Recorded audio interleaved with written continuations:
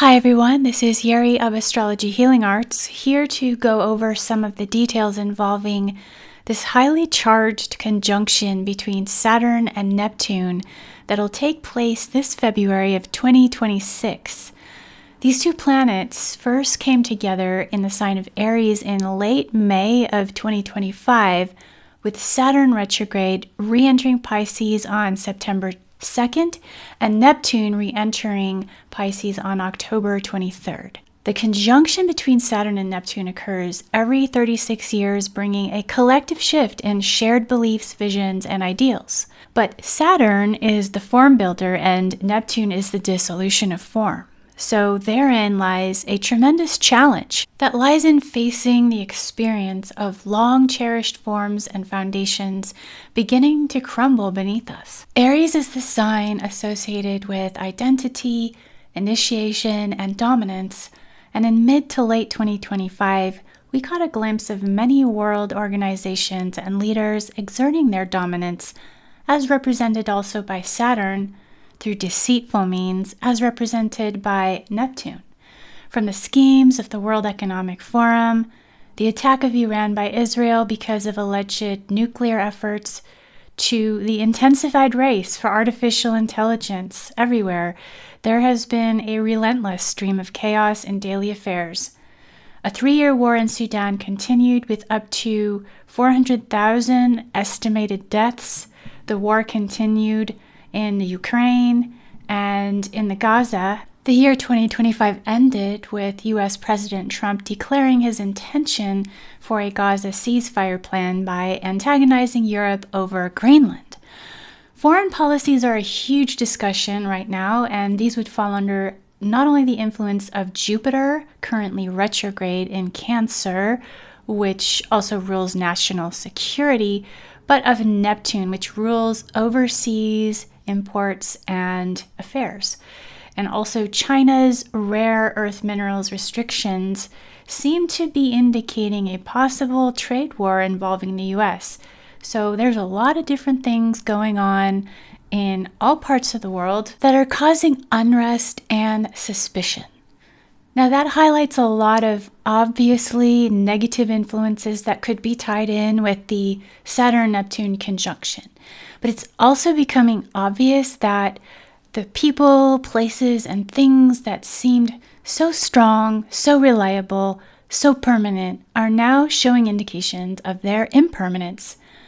But as the saying goes, when one door closes, another one opens. So we'll see this theme of opportunism and quick replacement take place in many areas, which could be positive or negative depending on circumstances. The effects of Saturn joined together with Neptune have been building up since January of 2025, will reach their peak in 2026, will carry out until mid-2028 when Saturn exits Aries in April, but will likely reverberate into the year of 2029. The exact conjunction takes place on February 20th, 2026, at 0 degrees of Aries, which is a critical degree that starts an entirely new zodiacal cycle. It's been thousands of years since this has last taken place at this degree in this sign. And also, another thing that makes this particular conjunction so significant is that it falls in alignment with this mystic triangle involving all of the planets farthest from the Sun, Saturn and Neptune being between Pluto and Aquarius and Uranus and Gemini, both forming sextiles to Saturn and Uranus, and both forming Uranus and Pluto a trine with each other. The last conjunction between Saturn and Neptune in the sign of Aries occurred over 300 years ago, around March equinox of 1702, and lasted in effect until 1704. Several historical events took place during that time period, and I'll name just a few of them. The Recruiting Act in England, which forced the enlistment of unemployed men into the military for Queen Anne's War and to fight in America. There was a discussion on the issues of religious discrimination. The occasional conformity bill was introduced in the early 18th century in Great Britain, and it was aimed to restrict the rights of nonconformists who were Protestant dissenters not part of the Church of England.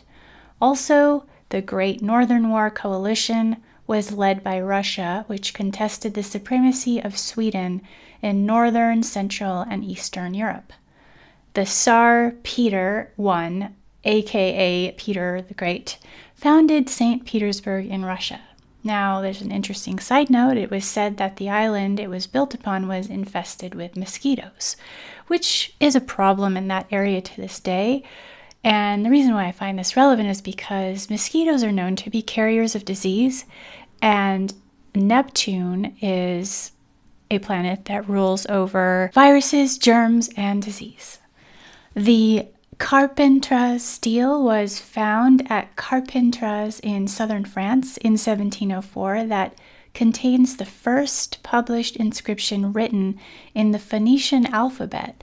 This is an interesting twist. This could have happened just after the influence of Neptune and Saturn in the sign of Aries, but it might have just been at the tail end of it. There was also a significant shift in medicine, primarily due to the landmark case of Rose v. Royal College of Physicians, which established the right of apothecaries to prescribe medicine.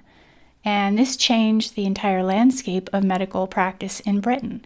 And this case symbolized the decline of the Royal College of Physicians' monopoly over medical practice and recognized the evolving roles of different medical providers. And so basically, it gave apothecaries the right to prescribe. Always watch for changes in medical practice when we have these significant aspects involving Neptune.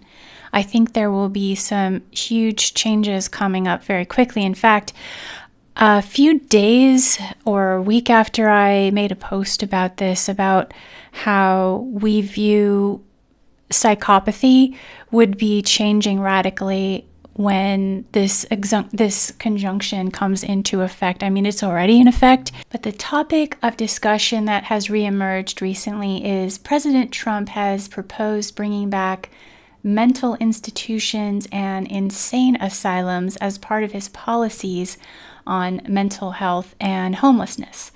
So it's going to be interesting. Tremendous changes in weather patterns could be taking place. If we look back, the Great Storm in 1703 during the last Saturn-Neptune conjunction in Aries was a highly destructive cyclone that struck southern England on November 26, 1703. It caused widespread destruction and resulted in the deaths of an estimated 8,000 to 30,000 people. It featured hurricane-strength winds that damaged buildings, uprooted trees, and an estimated 300 or more Royal Navy and other numerous ships, making it one of the most devastating storms in British history. It's also interesting to note that Uranus was in the late degrees of the water sign Cancer, and the North Node conjunct the moon in Cancer, because Uranus is all about upsets and change, and then, of course, Cancer being a water sign, and the North Node emphasizes and brings energy into wherever it happens to be. Anyways, this 321-something-year-old shipwreck was discovered recently in excellent condition on the coast of Kent. It was the ancient wreck of HMS Northumberland, a warship built in 1679 that sank during the Great Storm of 1703. And guess what? This was discovered, or at least written about and published online in August, when Saturn and Neptune had first dipped into Aries. I'm talking about August 2025, before the two went retrograde and back into Pisces for a few months. Isn't that synchronistic? Divers found wooden chests, 7 iron cannons, copper cauldrons, cannonballs, and other valuable artifacts, well preserved. So, it all came back full circle. So we can look for some similar patterns and events to take place. We can expect that there might be some maritime discoveries, some excavations, some, very surprising events, twists and turns having to do with large bodies of water, because again, Neptune rules over overseas imports and overseas travel. While Saturn's structures are challenged and Aries is the loose cannon, Saturn can bring heaviness of thought and feeling, and together with Neptune, a dark cloud of depression for some people. Any sorts of addictions that people struggle with can become 10 times more dangerous or fatal during this transit if they are not dealt with or broken. The possible benefits to come about from Saturn and Neptune in Aries may include greater clarity and insights into the limitations and obstacles that have blocked one's progress and the ability to break negative patterns.